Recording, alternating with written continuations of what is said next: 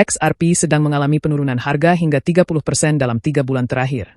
Meski banyak pihak justru menyebut ini sebagai periode paling bullish dalam sejarah XRP. Harga token ini saat ini berada di sekitar $2,20, padahal awal tahun sempat mencatat rekor tertinggi sejak 7 tahun lalu. Jadi, apa yang sebenarnya terjadi? Menurut Brad, seorang komentator kripto yang cukup dikenal di komunitas XRP, penurunan harga ini bukan karena XRP melemah secara fundamental.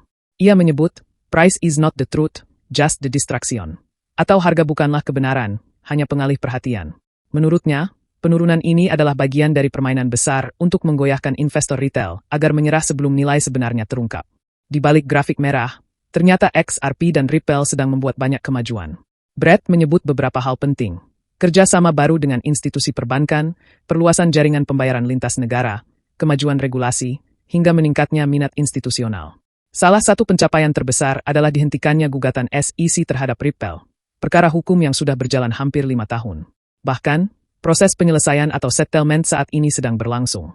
Bersamaan dengan itu, Ripple juga mengakuisisi sebuah perusahaan prime brokerage senilai $1,25 miliar. Tujuannya adalah memperkuat utilitas XRP Ledger dalam pemrosesan dana, dan tentu saja mendatangkan likuiditas institusional baru ke dalam ekosistem XRP. Ini langkah besar, tapi anehnya, harga XRP tidak banyak berubah. Brad menilai hal ini bukan kebetulan. Menurutnya, semua perkembangan ini memang sengaja tidak diumumkan secara besar-besaran. Ia menyebutnya sebagai silent integration, integrasi diam-diam ke dalam sistem keuangan baru yang sedang dibangun. Ia menyampaikan bahwa investor terlalu sibuk melihat pergerakan harga harian dan tidak sadar bahwa narasi XRP sudah tamat adalah salah satu kebohongan terbesar di pasar. Sementara ketakutan semakin besar, peluang justru semakin terbuka. Pesannya jelas, jangan fokus pada harga, tapi lihat gambaran besarnya. Ini bukan tentang siapa yang bisa cepat untung, tapi siapa yang bisa bertahan. Komentator lain seperti Eduardo Farina bahkan menyatakan bahwa tidak memiliki XRP saat ini bisa menjadi risiko terbesar dalam dunia investasi saat ini. Apakah ini semua sekadar narasi optimis dari komunitas?